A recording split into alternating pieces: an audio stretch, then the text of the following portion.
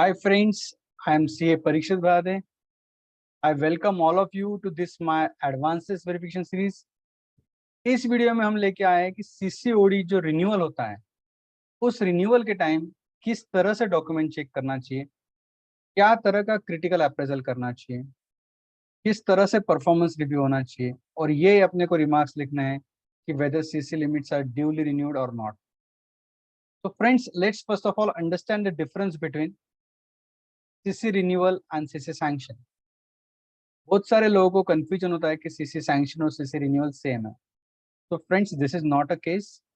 CC sanction मतलब borrower को जब पहली बार लिमिट सैंक्शन होती है तब उसे कहते हैं सीसी सैंक्शन. तो वो आता है न्यू अकाउंट ओपनिंग लिस्ट में. तो सीसी सैंक्शन करते वक्त क्रेडिट अप्रेजल 100% होता है, कस्टमर अप्रेजल होता है, बिजनेस अप्रेजल होता है, बैंकिंग चेक होती है, सिक्योरिटी कौन कौन सी लेनी चाहिए, सिक्योरिटी कवरेज कितना होना चाहिए वो डिसाइड होता है, मार्केट सर्वे करते हैं, मार्केट से फीडबैक लेते हैं कि ये कस्टमर कैसा है, इसका बिजनेस कैसा है, उसकी रेटिंग्स निकालते हैं. अगर सब कुछ वायबिलिटी है तो ही उसे सीसी लिमिट सैंक्शन होती है. But now CC limit sanction होने के बाद the CC limits are sanction at the start. Then what about next? क्योंकि सीसी का लिए सबसे बेसिक पर्पज है कि this is given for the working capital funds, this is given for the business, और बिजनेस ये रनिंग सिचुएशन है तो उसे हर साल रिव्यू होना चाहिए कि जो एस्टिमेट्स अपन ने एट द सीसी सैंक्शन के टाइम किए हुए थे वो एट द ईयर एंड है क्या. So generally CCOD limits are sanctioned on a condition that this limit has to be renewed or reviewed at 12 months period. मतलब हर 12 महीने में CCOD अकाउंट रिव्यू होना चाहिए. रिव्यू करते वक्त उसे वही चेक करना है बैंक वालों को कि उसका जो फाइनेंशियल परफॉर्मेंस है जो हमने प्रोजेक्ट किया था वो बराबर है नहीं है, ऑपरेटिंग परफॉर्मेंस है नहीं है, बोरोवर को जिस तरह से कंडीशन दी गई थी डील करने के लिए बैंकिंग के साथ में वो फॉलो कर रहा है नहीं कर रहा है. बिजनेस जब हमने लोन दिया था तब प्रॉपर था, बट अभी आफ्टर 1 ईयर कुछ चेंजेस हुए क्या, तो बिजनेस वायबिलिटी किस तरह से, बैंकिंग वो प्रॉपर कर रहा है नहीं कर रहा है, और डॉक्यूमेंटेशन प्रॉपर आ रहे नहीं आ रहे. अगर इसमें से कोई भी कंडीशंस में बैंक वालों को लगता है कि बिजनेस इज नॉट प्रॉपर और his financials are not justified, जो सैंक्शन के टाइम थे वो प्रॉपर थे but after 12 month there is something suddenly happening some different things कि जिसकी वजह से फाइनेंशियल्स आर नॉट प्रॉपर, तो bank may reduce the sanction limit. और बैंक को लगता है कि सब ट्रांजेक्शन्स प्रॉपर है, सब कुछ फाइनेंशियल पैरामीटर्स है, जो सीसी सैंक्शन के टाइम अप्रेजल हुआ था वही सीसी रिन्यूअल के टाइम अप्रेजल होगा. Not to 100% but all financial parameters, operating parameters सब कुछ देखे जाएंगे. अगर जस्टिफाइबल लगता है बैंक को तो bank CC limit sanction renewal करेंगे. और वंस बैंक ने अगर रिन्यूअल लिमिट नहीं किया तो it is as well as the CC limit is call back, मतलब वो सीसी लिमिट नहीं है इस तरह से काउंट होगा. तो friend, the thin line is CC sanction पहली बार होता है, सीसी रिन्यूअल आफ्टर 12 मंथ हर लोन में होना चाहिए. बहुत सारी बैंक उसे रिव्यू नाम देती है, कुछ बैंक रिन्यूअल नाम देती है. तो रिव्यू अगर रिन्यूअल नहीं हो रहा है तो रिव्यू भी अगर हो रहा है तो review can be done maximum up to 6 months. मतलब आज अगर लोन सैंक्शन हुआ है 12 महीने के बाद उसका रिन्यूअल ड्यू है, बट कुछ डॉक्यूमेंटेशन की वजह से, कुछ सिचुएशन की वजह से अगर रिन्यू नहीं हो पा रहा है तो bank may do a shorter review. Shorter review can be available up to maximum 6 month, और 6 मंथ के बाद वो अकाउंट रिन्यूअल होना चाहिए. Now we will go further कि रिन्यूअल के लिए डॉक्यूमेंट्स क्या लेने हैं और उसके बाद उसका अपन क्रिटिकल अप्रेजल करने वाले. तो just for sake of checklist type I am giving some list. सबसे पहले रिन्यूअल का एप्लीकेशन है नहीं है, then ITR of the borrower आए हुए नहीं आए हुए हैं, उसके साथ में उसका बैलेंस शीट पीएनएल है नहीं है, ऑडिटेड है तो ऑडिटेड बैलेंस शीट चाहिए अपने को, उसके साथ में सब एनेक्चुअर्स चाहिए, डेटर्स, क्रेडिटर्स, बैंक्स, लोन, सब एनेक्चुअर्स चाहिए. देन गारंटर्स के डॉक्यूमेंट्स आए नहीं आए, आईटीआर है नहीं है, कंपटीशन है नहीं है, फाइनेंशियल स्टेटमेंट है नहीं है. देन इंश्योरेंस पॉलिसी जो एट द सैंक्शन के टाइम निकाली थी वो 12 मंथ के लिए वैलिड होंगी, तो रिन्यूअर्ड इंश्योरेंस कॉपी है क्या नहीं. इंश्योरेंस कॉपी में आपको देखना है प्राइम सिक्योरिटीज की, कोलेटरल सिक्योरिटीज की इंश्योरेंस कॉपीज है क्या नहीं है. Then stock statement, stock statement की पीरियडिसिटी क्या थी. कुछ केस में स्टॉक स्टेटमेंट मंथली लगता है, कुछ केस में क्वार्टरली, कुछ केस में हाफ ईयरली भी लेते हैं बैंक वाले. तो उसका सैंक्शन टर्म क्या था, और सैंक्शन के हिसाब से जो भी पीरियडिसिटी थी सब स्टॉक स्टेटमेंट रिकॉर्ड पे है नहीं है. देन जो बिजनेस लाइसेंसेस थे, market committee licence, shop act licence, जो भी वैलिडिटी थी रिन्यूअल के टाइम, वो सब लाइसेंसेस वैलिड है या नहीं। देन जो सिक्योरिटी अपने को दी थी उस पर रिसेंट चार्ज एक्सपेक्ट है या नहीं है। देन बैंक के बोरोवर की जो बैंकिंग है दूसरे बैंक के साथ में अगर डील कर रहा है, या फिर सिविल लेना चाहिए कि उसका जो बाकी लोनों के ट्रैक रिकॉर्ड्स है वो प्रॉपर है या नहीं है। Then KYC of the borrower and guarantor लिया है नहीं लिया है। नो ड्यूज पेंडिंग, दूसरे कोई बैंक के लोन्स बाकी है क्या, उसका नो ड्यूज सर्टिफिकेट। नील स्टैट्यूटरी ड्यूज पेंडिंग, कोई स्टैट्यूटरी ड्यूज बाकी होंगे तो उसका सर्टिफिकेट लेना चाहिए अपन ने बोरोवर से। अगर स्टैट्यूटरी ड्यूज बाकी है तो उस तरह से स्टेटमेंट लेना है, अगर नहीं है तो nil statutory dues. Stamp duty proper लिए नहीं लिए। स्टैम्प ड्यूटी के लिए हर बैंक का कुछ अलग होता है। जनरली बैंक 3 साल में स्टैम्प ड्यूटी पूरी लेते हैं और रिन्यूअल के टाइम 100 रुपीज़ के स्टैम्प पेपर रिन्यूअल करते हैं। तो बैंक की पॉलिसी क्या है वो चेक करना है आपको। तो अगर रिन्यूअल 100 रुपीज़ पे स्टैम्प पेपर कर रहे हैं तो 100 रुपीज़ का स्टैम्प पेपर लिया है नहीं लिया है। और हर 3 साल के बाद अगर बैंक की पॉलिसी है पूरी स्टैम्प ड्यूटी लेनी चाहिए तो वो स्टैम्प ड्यूटी ली नहीं ली आपको चेक करना है। देन हाइपोथिकेशन एग्रीमेंट है या नहीं है। उसके बाद में सिक्योरिटी कवरेज कितना है, सिक्योरिटी के एसेट का टाइप कौन सा है वो देखना है आपको। ऑडिट्स में कोई रिमार्क्स है क्या, ऑडिट रिव्यू करने हैं, ऑडिट में अगर कोई रिमार्क्स है तो आपको वो मेंशन करना है। रेटिंग एप्लीकेबल है उसको या नहीं। हर लोन को इंटरनल रेटिंग एप्लीकेबल होती है, बट एक्सटर्नल क्रेडिट रेटिंग भी होती है, तो वो जनरली 5 करोड़ या कुछ लिमिट्स के ऊपर एप्लीकेबल होती है। तो एक्सटर्नल क्रेडिट रेटिंग एप्लीकेबल है नहीं उस लोन को वो चेक करिए आप। जीएसटी रिटर्न उसके आ रहे या नहीं आ रहे वो लिखिए आप। ऑपरेशनल डाटा जो है पीरियडिकल लेवल पे आना चाहिए उसका। जनरली क्वार्टरली बेसिस पे ऑपरेशनल डाटा लेते हैं, कुछ बड़ी लिमिट्स है तो मंथली बेसिस पे भी लेते हैं। तो वो डाटा आ रहा है नहीं आ रहा है आपको चेक करना। ओवरऑल ये सब डॉक्यूमेंट्स आपको सीसी रिन्यूअल में देखने हैं। सो एक बार आप सबके लिए मैं फिर से लिस्ट बता रहा हूँ। This is applicable for CC renewal. तो ये सब डॉक्यूमेंट्स आपको देखना है और इसके बेस पे आपको लिखना है कि कोई डॉक्यूमेंट्स नहीं आया है, या फिर ये जो डॉक्यूमेंट सबमिट करे हुए सिर्फ सीसी रिन्यूअल में डॉक्यूमेंट ऑन द रिकॉर्ड देख के कोई फायदा नहीं है। ये सब जो डॉक्यूमेंट दिए हुए हैं इसका क्रिटिकल अप्रेजल करना है आपको कि जो डाटा बोरोवर ने बैंक को दिया है वो प्रॉपर है नहीं है, उसमें से अंडरस्टैंडिंग क्या हो रही है, कोई फाइनेंशियल प्रॉब्लम तो नहीं है बोरोवर को, जो लिमिट दी गई है वो जस्टिफाएबल है नहीं है, ऑपरेशनल कोई लैप्सेस तो नहीं हो रहे, कोई दूसरे बैंक में सीसी लिमिट तो नहीं ऑपरेट हो रही है। तो ये सब आपको रिव्यू करना है ये सब डॉक्यूमेंट पे से। तो next section of our video is only that कि how to do a critical appraisal of all this document. Most of the time what we observe कि ये सब डॉक्यूमेंट्स अपनी जो ऑडिट टीम रहती है वो लिख लेती है डॉक्यूमेंट अवेलेबल है नहीं है, बट उसका क्रिटिकल अप्रेजल छूट जाता है। फ्रेंड्स सीसी लिमिट में डॉक्यूमेंट्स रिकॉर्ड पे लेके कोई फायदा नहीं है, इनका क्रिटिकल अप्रेजल होना जरूरी है। Now we will go to the critical appraisal sheet of some certain important parameters in CC renewal documents. तो सबसे पहले फाइनेंशियल स्टेटमेंट्स। तो सबसे पहले आपको देखना है कि बोरोवर को ऑडिट एप्लीकेबल है नहीं। अगर इनकम टैक्स ऑडिट एप्लीकेबल है तो इनकम टैक्स ऑडिट रिपोर्ट लीजिए, कारो एप्लीकेबल है तो कारो का रिपोर्ट चाहिए। इन केस जीएसटी एप्लीकेबल है उसको जीएसटी ऑडिट एप्लीकेबल है तो जीएसटी ऑडिट का रिपोर्ट भी चाहिए। देन ये सब रिपोर्ट लेते वक्त आपको ये देखना है कि वो जो रिपोर्ट्स दे रहे हैं उसमें पीएनएल बैलेंस शीट सब एनेक्चर्स रिकॉर्ड पे कि what we observe only audit report दे देते हैं या फिर पीएनएल बैलेंस शीट देते हैं या फिर टैली का पीएनएल बैलेंस शीट दे देते हैं अपने कुछ, बट उसके एनेक्चर्स नहीं है। और जब तक आपको एनेक्चर्स रिकॉर्ड्स पे नहीं मिलेंगे आप क्रॉस वेरिफिकेशन नहीं कर सकते। नाउ सब रिकॉर्ड्स पे मिलने के बाद now how to do the analysis. Now analysis में आप बहुत एक्सटेंसिव एनालिसिस भी कर सकते हो depending on the limit, but यहाँ पे मैं कुछ सर्टन कॉमन पैरामीटर्स बता रहा हूँ कि जो आप स्मॉल लिमिट से लेके एक लार्ज लिमिट तक कर सकते हो। But now depending on your audit materiality वो लिमिट कितनी बड़ी है उस पर आप और भी एक्सटेंसिव वेरिफिकेशन कर सकते हो। Now compare the sales with the last year sales. पिछली बार सेल्स था सपोज 8 करोड़, अभी सेल्स कितना है। अगर 10 करोड़ है 12 करोड़ है तो sales is increasing terms. Then compare the sales with the estimates कि अपन ने जो बोरो ने एस्टिमेट दिया था उसका सेल्स कितना था। सपोज उसने एस्टिमेट दिया था 15 करोड़ और अभी 12 करोड़, तो now the estimates are not achieve. तो आपको ये लिखना है कि sales is not is achieve to the estimate given by the borrower. Sales में अगर डाउनफॉल है 10 करोड़ का सेल्स है इस साल 8 करोड़ हो रहा है या 6 करोड़ हो रहा है। Now you have to see the why it is impact. पिछली बार 10 करोड़ का सेल्स था इस बार 8 करोड़ की हो रहा है या फिर 6 करोड़ की हो रहा है, because is a large deviation.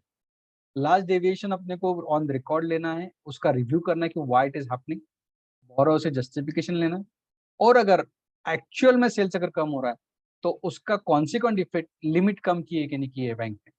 Most of the time what we observe, इस सब रिकॉर्ड्स पे होता है, बट बैंक ने लिमिट दी है, बैंक जो सैंक्शन लिमिट थी, रिन्यूअल के टाइम बैंक को राइट्स थे कि लिमिट्स कम या ज्यादा कर सकते, कम कर सकते, ज्यादा तो नहीं कर सकते, ज्यादा के लिए पूरा क्रेडिट अप्रेजल फिर से होगा। तो जो पहले लिमिट सैंक्शन थी वो लिमिट कम की है नहीं, क्योंकि सीसी लिमिट का डायरेक्ट लिंक है depending on your sales and working capital. अगर सेल्स या वर्किंग कैपिटल की रिक्वायरमेंट नहीं है तो बोरोवर का लिमिट कम होना चाहिए। तो all this for the sales. जैसे फॉर एग्जांपल, एक आइडियल एग्जांपल में अगर मैं 10 करोड़ का सेल्स लेता हूँ, तो 10 करोड़ का बैंक का अजम्पशन होता है कि 25% वर्किंग कैपिटल लगता है, तो 2.5 करोड़ वर्किंग कैपिटल लगता है। उसमें खुद का मार्जिन बैंक 20% पकड़ता है, मतलब बोरोवर 20% ब्रॉट इन करेगा, 80% बैंक फाइनेंस करेंगे। मीन्स 10 करोड़ के लिए 2.5 करोड़ का वर्किंग कैपिटल लिमिट, उसका 80% मतलब 2 करोड़ बैंक फाइनेंस करेंगे। मीनिंग दैट 10 करोड़ का सेल्स है तो bank will finance 2 crore limit. ये मैं एक अप्रॉक्स कैलकुलेशन बता रहा हूँ। सपोज ये सेल्स अपने आप में 10 करोड़ से 6 करोड़ हो गए, तो consequently bank has to reduce that sanction limit, क्योंकि बोरो को जरूरत नहीं, और उस पर्टिकुलर साल्स में रिक्वायरमेंट नहीं, बट अगर आगे अगर बोरोवर के एस्टिमेट्स अच्छे हैं तो एस्टिमेट के लिए आपको एस्टिमेट्स रिकॉर्ड पे लेने हैं, प्रोजेक्टेड फाइनेंशियल आपको रिकॉर्ड पे लेने हैं, उसका क्रॉस वेरिफिकेशन करना है कि जो एस्टिमेट दिए है बोरोवर ने। कभी भी याद रखो, अगर सेल्स आपका 6 करोड़ है तो borrower can give the estimate maximum 20-25% extra. Means अगले साल में वो बोल सकता है कि 25% मेरा सेल्स बढ़ेगा, 20 से 25%। बट अगर एस्टिमेट में अगर लार्ज वेरिएशन, अगर सपोज 6 करोड़ पिछले साल था, इस साल वो बोलता है कि 12 करोड़ होगा, मीन्स ऑलमोस्ट डबल होगा, तो we have to see the justification for the estimate given, कि भाई 6 करोड़ से 12 करोड़ एक साल में किस तरह से होने वाला है, क्या ऑर्डर्स आपके हाथ में है, कोई पर्टिकुलर कॉन्ट्रैक्ट मिला है क्या आपको, तो वो सब रिकॉर्ड्स पे लेना जरूरी है। Then next coming to the point, debtors. Debtors आपको चेक करना जरूरी है कि डेटर्स जो है वो सेल्स के प्रोपोर्शन में क्या है। मीनिंग दैट कि 10 करोड़ का अगर सेल्स है आपका, तो डेटर्स कितने हैं, लास्ट ईयर डेटर्स कितने थे, इस साल कितने डेटर्स है। अगर डेटर्स में अगर पैसा ज्यादा ब्लॉक हो रहा है, मीनिंग दैट जो भी सेल्स कर रहे हो आप, वो मैक्सिमम अमाउंट डेटर में इन्वॉल्व हो रहा है, तो the borrower is facing the liquidity problem, the borrower is not able to match the recovery pattern। और जनरली बैंक्स जो होती है ये डेटर्स मैक्सिमम 90 डेज तक लेती है। अगर 90 डेज के ऊपर डेटर है तो banks will not allow the DP limit. तो यहाँ पे आपको चेक करना है कि डेटर्स का रेशियो सेल से कितना है, लास्ट ईयर कितना था, इस साल कितना है।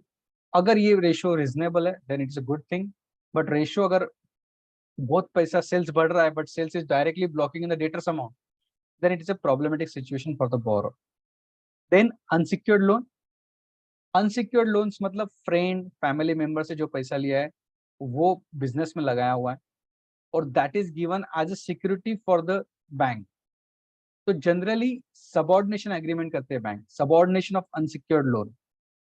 मीनिंग दैट जिस दिन सीसी लिमिट सैंक्शन हुई थी उस दिन जो लोन लिमिट थी, मतलब फॉर एग्जांपल उस दिन फ्रेंड्स और फैमिली से अगर 2 करोड़ रुपए बिजनेस में थे, तो सबऑर्डिनेशन करते कि ये 2 करोड़ रुपए जो आपका फैमिली मेंबर्स का लोन है या फिर फ्रेंड्स का लोन है, जब तक बैंक का लोन चल रहा है, बैंक का टेन्योर जब तक चल रहा है लोन का, ये रीपे नहीं होगा।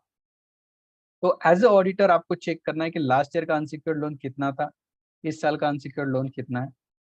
ऐसा तो नहीं हो रहा है कि बैंक से बोरो कर रहे हैं और अनसिक्योर्ड लोन रीपे कर रहे हैं, तो it is a very critical situation. Then closing stock has to be match. 31 March का क्लोजिंग स्टॉक कितना था आपका, वो स्टॉक आपको मैच करना है जो स्टॉक स्टेटमेंट बोरो ने सबमिट किया है।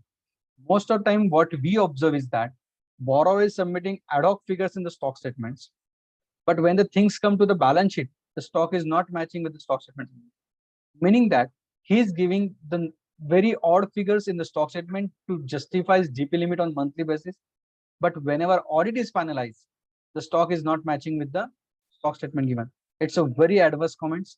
अगर आपको 31 मार्च का स्टॉक स्टेटमेंट लीजिए और 31 मार्च का बैलेंस शीट का फिगर लीजिए, वहां पे स्टॉक डेटर्स की फिगर मैच करिए कि बोरोवर में जो फिगर्स 31 मार्च को दी थी और ऑडिट में कितना वेरिएशन हो रहा है।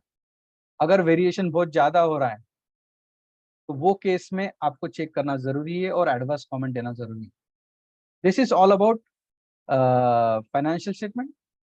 नाउ बैंकिंग, तो सबसे पहले आपको देखना है कि बोरोअर्स के बैंक कितने हैं।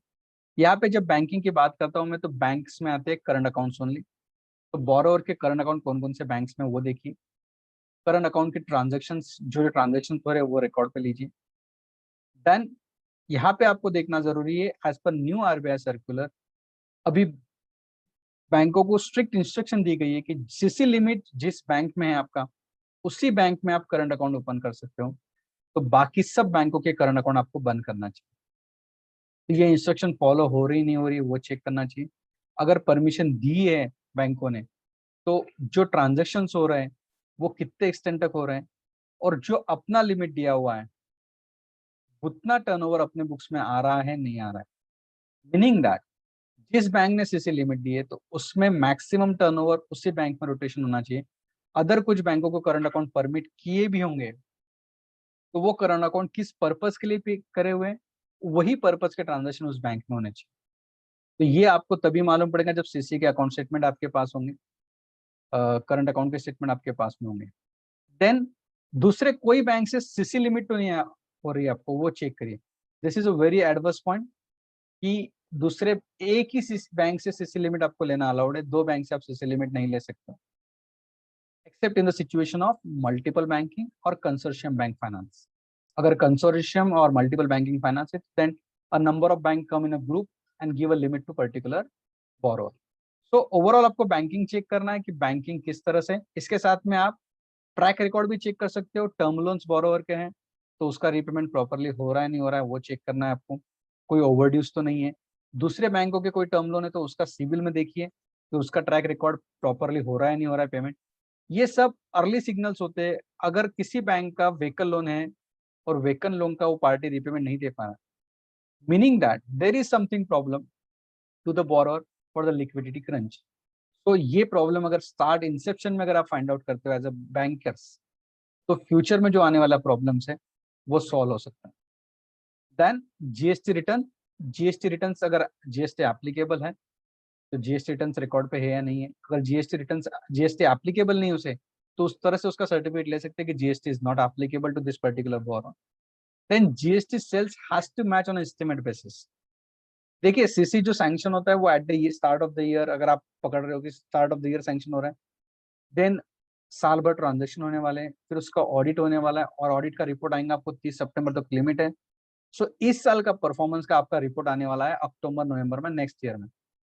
टिल दैट व्हाट वांट, अगर अपन ने एस्टिमेट किया है कि इस साल में सेल्स होने वाला है 10 करोड़ रुपए, आप बात कर रहे हैं सपोज 1 अप्रैल 2020 की, उस साल में अगर आपने एस्टिमेट किया है कि 2021 में सेल्स होने वाला है 10 करोड़ रुपए, इसका ऑडिट रिपोर्ट आने वाला है आपको अक्टूबर या नवंबर 21 में, और उस दिन आपको मालूम पड़ता है सेल्स 6 करोड़ रुपए हुआ। ऑलरेडी 2021 का आपका लिमिट था वो एक्स्ट्रा था, 21-22 में भी 7 महीने आपने लिमिट एक्स्ट्रा यूटिलाइज कर लिया। Now how to check this estimate, तो आपको जीएसटी रिटर्न लेने हैं, और जो एस्टिमेट दिया है जीएसटी रिटर्न आप मंथली या क्वार्टरली आप स्टॉक स्टेटमेंट के साथ में देख सकते हो, और उसके साथ में आपको मैच करना है कि जो एस्टिमेट अपना 31 मार्च तक 10 करोड़ था वो कितने परसेंट तक यूटिलाइज हो रहा है।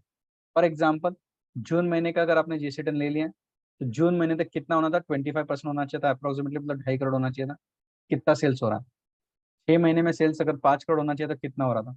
तो इससे आप पार्टी से डिस्कशन कर सकते हो, बोरोअर से डिस्कशन कर सकते हो कि भाई तूने एस्टिमेट 10 करोड़ का दिया हुआ है, जीएसटी रिटर्न का तेरा सेल्स मैच नहीं हो रहा है, why it is not matching. तो यहाँ पे मैं दोनों एंगल बता रहा हूँ, एज अ बैंकर क्या करना चाहिए, और बैंकर ने उसकी ड्यूटी फॉलो करी कि नहीं करी वो ऑडिटर ने चेक करना है। तो बैंकर्स ने अगर एस्टिमेट्स का अगर नहीं जीएसटी रिटर्न से मैच किया हुआ है, तो as auditor we should qualify that कि जीएसटी के हिसाब से सेल्स कितना है, एस्टिमेट कितना है, और प्रो राटा बेसिस पे मैच नहीं हो रहा है। देन रिन्यूअल लाइसेंस लेना जरूरी है। शॉपेट लाइसेंस, उद्योग आधार है तो उसको रिन्यूअल की जरूरत नहीं है। तो देख लीजिए लाइसेंस जिसके रिन्यूअल रिक्वायरमेंट है वो रिन्यूअल हुए नहीं हुए। जो भी वो डील कर रहा है फ्रेंचाइजी है, डीलर्स एग्रीमेंट है, तो डीलर्स एग्रीमेंट वैलिड है या नहीं है। So business license, market committee license, शॉपेट, लिक्वर, जो उसका पर्टिकुलर बिजनेस उसके लिए जो लाइसेंसिंग रिक्वायरमेंट है वो लाइसेंस उसके पास है क्या नहीं वो चेक करी। देन लिमिट जस्टिफाइड है या नहीं है। यहाँ पे लिमिट जस्टिफिकेशन के लिए दो मेथड अपन फॉलो करते हैं, एक नेटवर्किंग कैपिटल मेथड और टर्नओवर मेथड। नेट वर्किंग मतलब उसकी वर्किंग कैपिटल रिक्वायरमेंट है या नहीं। Current assets minus current liabilities equal to working capital gap. Working capital gap में मार्जिन जाएंगे और मार्जिन जाने के बाद उसका जस्टिफिकेशन होता है नहीं होता। So this is may be called as DP1 और DP2 limit in some banks. Turnover, जैसा मैंने बोला 10 करोड़ का अगर लोन आपका टर्नओवर है तो 20% तक आप लोन दे सकते हो, 2 करोड़ तक दे सकते हो। एस्टिमेट बेसिस पे अगर दिया है तो एस्टिमेट रिकॉर्ड पे है नहीं। तो जो भी लिमिट आप रिन्यूअल के लिए प्रपोज कर रहे हो वो किस मेथड से फॉलो किया गया है, आपका नेट वर्किंग कैपिटल से मेथड से फॉलो किया गया है या टर्नओवर मेथड से। और जो भी मेथड से फॉलो किया गया है उसके डॉक्यूमेंटेशन रिकॉर्ड पे है ही नहीं है। जो असेसमेंट हुआ है वो प्रॉपर हुआ है नहीं हुआ है वो आपको चेक करना है और उसके हिसाब से कमेंट्स करना है। जैसे फॉर एग्जांपल मैं बात कर रहा हूँ, 10 करोड़ का लोन था, 10 करोड़ का एस्टिमेट था eight the start of the year. 20%, 2 crore का उसको लिमिट सैंक्शन कर दी। नाउ रिन्यूअल की बात आई। रिन्यूअल में अगर आप चेक करते हो उसका सेल सिर्फ 6 करोड़ रुपए, फिर भी बैंक ने लिमिट न कम करते उसको रिन्यूअल कर दिया 2 crore without taking any supporting documents. तो यहाँ पे अपना कमेंट होना चाहिए कि DP limit is not justified. 6 crore के हिसाब से 20% मतलब मैक्स 1.2 CR उसका लिमिट होना चाहिए था, बट फिर भी बैंक ने 2 करोड़ का लिमिट दिया हुआ। तो limit is not properly assess for renewal purpose. Then insurance. Insurance में आपको ये देखना है कि उसका वैलिडिटी है कि नहीं। इंश्योरेंस में जाने के पहले आपको मैं बताऊंगा कि इंश्योरेंस दोनों चीज का होना चाहिए। प्राइम सिक्योरिटीज का भी होना चाहिए, कोलेटरल सिक्योरिटीज का भी होना चाहिए। प्राइम सिक्योरिटीज मतलब सीसी के लिए स्टॉक, और कोलेटरल अगर आपको लैंड एंड बिल्डिंग दिया हुआ है, मशीनरी दिया हुआ है, तो वो जो भी दिया हुआ है वो अगर इंश्योरेबल आइटम है तो आपको उसका इंश्योरेंस निकालना है। तो प्राइम सिक्योरिटीज का भी इंश्योरेंस चाहिए, कोलेटरल सिक्योरिटीज का भी इंश्योरेंस चाहिए। इंश्योरेंस में बैंक के क्लॉज होते हैं fire, theft as well as burglary. Most of the time what we observe कि बर्गलरी एक क्लॉज होता है अपने सैंक्शन लेटर में, पर बर्गलरी का इंश्योरेंस नहीं निकाला है। तो आपको ये भी चेक करना है कि फायर, थेफ्ट है और साथ में बर्गलरी का इंश्योरेंस है, प्राइम सिक्योरिटीज का भी है और कोलेटरल सिक्योरिटीज का भी है। देन नॉर्मल टर्म्स वैलिडिटी है नहीं है, इंश्योरेंस वैलिड है नहीं है, हाइपोथिकेशन क्लॉज है कि नहीं, बैंक के नाम पे है क्या नहीं, उसके पर्टिकुलर ब्रांच के नाम पे भी है क्या नहीं। देन अंडर इंश्योरेंस, स्टॉक जितने रुपए का है उतने रुपए का इंश्योरेंस चाहिए। मैक्सिमम स्टॉक जितना होगा साल भर में उतना इंश्योरेंस अपने रिकॉर्ड पे होना चाहिए। लिमिट सैंक्शन, लिमिट के कुछ percentage extra is not a condition for the insurance. For example 10 crore का आपका टर्नओवर था, 2 करोड़ की लिमिट सैंक्शन, बट अगर स्टॉक आपका अगर 20 करोड़ रुपीज का है तो आपको इंश्योरेंस लेना चाहिए 20 करोड़ रुपीज। अगर आपका इंश्योरेंस उससे कम है तो it is called as under insurance. और अगर कल कुछ हादसा होता है तो आपको प्रोपोर्शनेट क्लेम मिलेगा और उस प्रोपोर्शनेट क्लेम में बैंक का नुकसान हो सकता है। So stock should be insured for the full amount. यहाँ पे ये condition as a auditor we have to check in detail.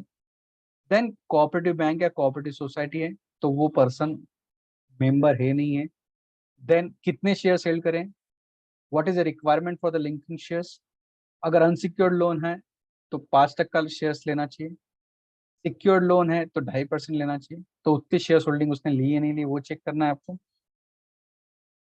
Then collateral security. सो सबसे पहले आपको कवरेज चेक करना है।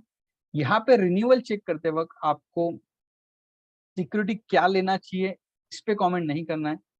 सिक्योरिटी जो ली है उसका प्रॉपर रिकॉर्डिंग हुआ है कि नहीं वो देखना है आपको। देन कवरेज सेटिस्फैक्ट्री है क्या नहीं इतना सिर्फ कमेंट कर सकते हो आप। That too in only cooperative banks और सोसाइटीज, क्योंकि सिक्योरिटी रिक्वायरमेंट वहां पे रहती है। Coming to the nationalized bank, the bank can go a coverage lesser than the 100%. They take the base prime security as a particular base. Collateral securities के लिए उनके पास variation ले सकते हो। कुछ बैंक 100% जाती है, कुछ 50% या कुछ 30% तक भी जाती है। तो at the renewal time we do not have to justify the coverage percentage. सिर्फ आपको देखना है कि जो सैंक्शन का टाइम कवरेज था वो कवरेज कंटिन्यू है नहीं।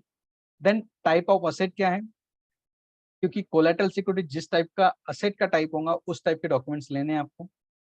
टाइप ऑफ असेट मेरे को यहाँ पे कहना है कि शायद कोलेटरल सिक्योरिटी में लैंड एंड बिल्डिंग, प्लॉट हो सकता है, बंगलो हो सकता है, फ्लैट हो सकता है, एफडीज हो सकती है, शेयर्स हो सकते हैं, एनएससी हो सकती है, एलआईसी हो सकती है। तो जिस टाइप की असेट होंगी उस टाइप के डॉक्यूमेंट्स लिए नहीं लिए आपको देखना है। नाउ इस एग्जाम्पल के लिए मैं ले रहा हूँ लैंड एंड बिल्डिंग अगर है तो उसका ओरिजिनल सील डीड आपको लिया है नहीं लिया है। देन जो मॉर्गेज किया है, मॉर्गेज इक्विटेबल है कि रजिस्टर मॉर्गेज है। तो जिस टाइप का मॉर्गेज है तो मॉर्गेज अमाउंट पूरा जितना अपना लोन है उतना मॉर्गेज हुआ है नहीं हुआ है। वैल्यूएशन रिपोर्ट रिकॉर्ड पे है नहीं है। वैल्यूएशन रिपोर्ट 3 साल में एक बार करना चाहिए। तो जो वैल्यूएशन रिपोर्ट अपना जो ऑडिट है, तो वैल्यूएशन रिपोर्ट कितना पुराना है वो चेक करिए, वो विद इन 3 ईयर्स नहीं है तो आपको लिखना है कि recent valuation report to be obtain. Legal search report लिया है नहीं लिया है वो चेक करना है। अगर वो इंश्योरेबल एलिमेंट है तो इंश्योरेंस हुआ है नहीं हुआ है वो आपको देखना है। देन रिसेंट 7/12 एक्सट्रैक्ट लेना है कि अपना चार्ज लगाने के बाद दूसरे कोई बैंक का चार्ज लगा तो नहीं। अगर प्राइवेट लिमिटेड है तो आरओसी को चार्ज रजिस्टर होना चाहिए। देन आपको ऑडिट रिव्यू करना है। ऑडिट उसको कौन कौन से एप्लीकेबल है, स्टॉक ऑडिट एप्लीकेबल है क्या, क्रेडिट ऑडिट एप्लीकेबल है क्या। इसके अलावा भी कंकरेंट ऑडिट होता है, स्टैट्यूटरी ऑडिट होता है। तो उस ऑडिट में अगर इस पर्टिकुलर लोन के बारे में अगर कोई एडवर्स कमेंट्स लिखे हैं तो आपको वो रिव्यू करने हैं कि what are the adverse comments. ये चेक करना है कि as on date of the audit वो कंटिन्यू है या नहीं। अगर कंटिन्यू है तो अपने रिपोर्ट में भी आना चाहिए। अगर क्लोजर हो गया है तो उसका सेटिस्फैक्टरी क्लोजर हुआ है कि नहीं वो देखना है। Then turnover. फ्रेंड्स, जैसा मैंने बताया कि ऑपरेशनल पार्ट भी देखना जरूरी है बैंकिंग में। जो भी क्रेडिट समेशन है अपना, क्रेडिट समेशन आपको सीसी अकाउंट्स में कितना हुआ है वो चेक करना है, क्रेडिट समेशन प्रॉपर है या नहीं है। सो आपको जो भी साल ले रहे हो, आप सपोज 2021 अगर आप ले रहे हो तो 21 में डेबिट समेशन कितना है, क्रेडिट समेशन कितना है वो देखना है आपको। वो देखने के बाद उसको मैच करना है आपको सेल्स से। टर्नओवर को आपको जो मैच करना है, 2 लोगों से करना है मैच, आपको सेल से भी मैच करना है, आपको मैच करना है लिमिट जस्टिफाई। तो सेल्स पूरा की पूरा रोटेट होना चाहिए अपने अकाउंट्स में से। अगर वैसा नहीं हो रहा है तो आपको कमेंट करना है। लिमिट जो है उसका टर्नओवर प्रॉपर हो रहा है कि नहीं हो रहा है वो भी देखना है। अगर नहीं हो रहा तो वो भी कमेंट करना है। Most of the time what we observe, sales 1 crore का है और टर्नओवर अकाउंट्स में 4 या 5 करोड़ का है। तो ये चेक करना है कि ये जो एक्सेस टर्नओवर हो रहा है ये जस्ट बुक एंट्रीज की वजह से हो रहा है क्या, व्हाट आर द रीजन। मतलब टर्नओवर कम है या ज्यादा है, दोनों केस में अपने को क्रिटिकल एनालिसिस करना है कि व्हाई इट इज हैपनिंग।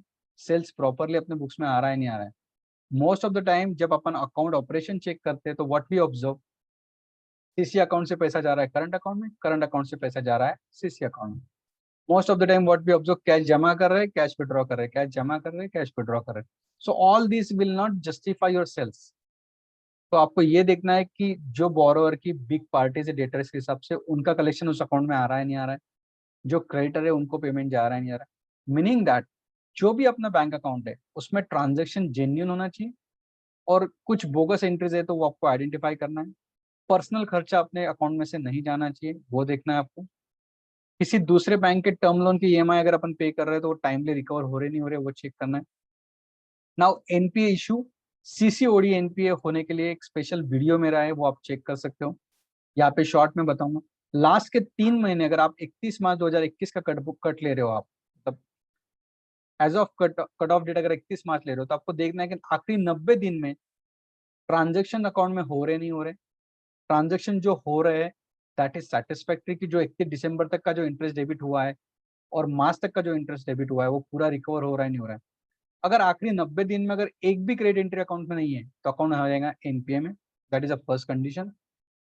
अगर क्रेडिट एंट्री है but that is not sufficient for the interest debited during the period, मतलब जो मार्च तक का इंटरेस्ट डेबिट हो रहा है अगर उतना रिकवर नहीं हो रहा है तो भी अकाउंट जाएगा एनपीए में।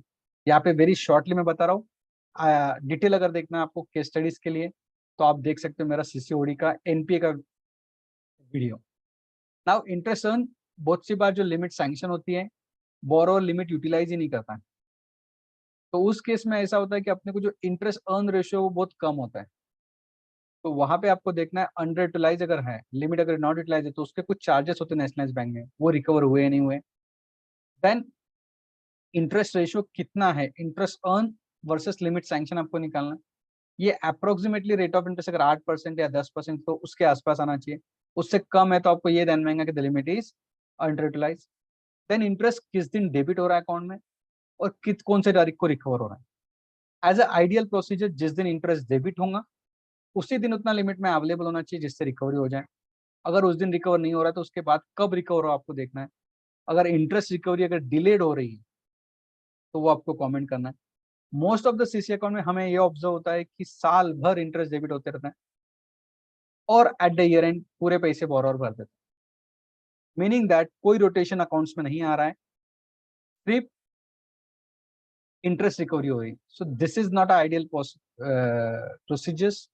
अगर इस तरह से अकाउंट है तो आपको बाकी परफॉर्मेंस चेक करना है और बाकी क्राइटेरिया पे भी आप अकाउंट एनपीए कर सकते हो, because the borrower has taken the funds as a working capital from the bank and put in something different purpose and just serving the interest, which is not acceptable at all.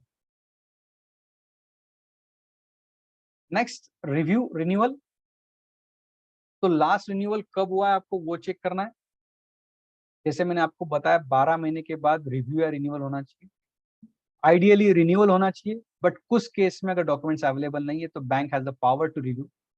Review maximum 6 महीने के लिए कर सकते हैं, उसमें भी review 6 महीने तक करने के लिए मैक्सिमम 3 महीने में रिव्यू करना चाहिए एक टाइम। तो मैक्सिमम 6 महीने तक 2 रिव्यू आप अलाउड है आपको करना। देन आपको ये चेक करना है कि रिन्यूअल पेंडिंग जिस पीरियड में हुआ था उस पीरियड में रिन्यूअल जो एक्सपायर पीरियड है उसमें जो ट्रांजेक्शन हुए हैं उसको रेटिफिकेशन किया ही नहीं किया गया है। देन प्रोसेसिंग फीस उस पीरियड के लिए चार्ज करी गई कि नहीं वो आपको चेक करना है। तो फ्रेंड्स यहाँ पे मैं बताऊंगा कि रिन्यूअल जिस दिन सैंक्शन हुआ, सैंक्शन के 12 महीने में रिव्यू या रिन्यूअल होना चाहिए। Review can B maximum done for 6 months, उसके बाद रेगुलर रिन्यूअल होना कंपलसरी है। और अगर रिन्यूअल नहीं हुआ है तो अकाउंट हो जाएगा एनपीए। तो रिन्यूअल अगर 180 दिन तक पेंडिंग रहा तो वो अकाउंट होता है एनपीए में। तो रिन्यूअल पेंडिंग के अगर आपको केसेस निकालनी है, अगर उसमें रिन्यूअल पेंडिंग 180 दिन से ज्यादा है तो वो अकाउंट चला जाएगा एनपीए में। तो it's a very important thing कि रिन्यूअल पेंडिंग है तो सिर्फ रिन्यूअल पेंडिंग के रिमार्क मत लिखो, और रिन्यूअल पेंडिंग है तो उसमें के डेबिट ट्रांजेक्शन स्टॉप होना चाहिए, ये भी आपको देखना है। Only recovery we whatever we can do. Renewal pending है इसका मतलब वो लिमिट स्टॉप हो चुकी है, उसमें सिर्फ जमा हो सकता है पैसा, विड्रॉ नहीं हो सकता। देन इसके अलावा बोरोवर के अगर कोई ग्रुप अकाउंट है तो उसका परफॉर्मेंस भी देखिए। शायद अपना अकाउंट रेगुलर चल रहा होगा बट बाकी अकाउंट में कुछ प्रॉब्लम होंगे, तो आपको उससे ट्रैक रिकॉर्ड आएंगे कि बोरोवर हैज सम प्रॉब्लम्स, तो उसको रिव्यू करना है। कोई दूसरे लोन होंगे तो उससे भी आपको ट्रैक रिकॉर्ड आएगा। इन शॉर्ट अपने को रेड फ्लैग ढूंढने at early stage, early warning signal अपने को फाइंड आउट करने हैं कि whether borrower is going in a good direction और नॉट, कि फ्यूचर में कुछ प्रॉब्लम्स आने वाले हैं। The last point is stock statement. जैसे मैंने बताया पीरियडिसिटी पहले क्या है वो ढूंढिए। मंथली है तो हर महीने के स्टॉक स्टेटमेंट रिकॉर्ड पे आए नहीं आए वो ऑब्जर्व करिए। स्टॉक स्टेटमेंट नहीं आया तो आपको लिखना है कि इस मंथ के स्टॉक स्टेटमेंट नहीं है। देन स्टॉक स्टेटमेंट की जो इन्फॉर्मेशन है वो प्रॉपर है क्या नहीं वो देखना है आपको। स्टॉक डेटर्स क्रेडिटर्स के फिगर दिए नहीं है, डेटर्स के अगर दिया है तो एज वाइज बुक डेट दिया है नहीं दिया है। यहाँ पे भी स्टॉक स्टेटमेंट के लिए स्टॉक स्टेटमेंट को किस तरह से रिव्यू करना है इसके लिए मेरा डिटेल वीडियो है, उसमें आप जा सकते हो कि अलग अलग पॉइंट्स क्या है स्टॉक स्टेटमेंट में, क्या चेक करना चाहिए, how to do a critical analysis of stock statement. यहाँ पे मैं सिर्फ समराइज बता रहा हूँ। एज वाइज बुक डेट, जो एजिंग दिया है नहीं दिया है प्रॉपर, एज वाइज में भी बिल डेट वाइज एजिंग चाहिए।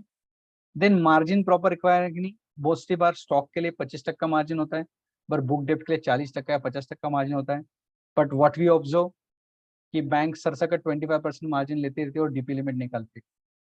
यहाँ पे आपको चेक करना है कि डीपी लिमिट का वर्किंग प्रॉपर हो रहा है कि नहीं, डीपी लिमिट प्रॉपरली असेस हो रहा है नहीं हो रहा है।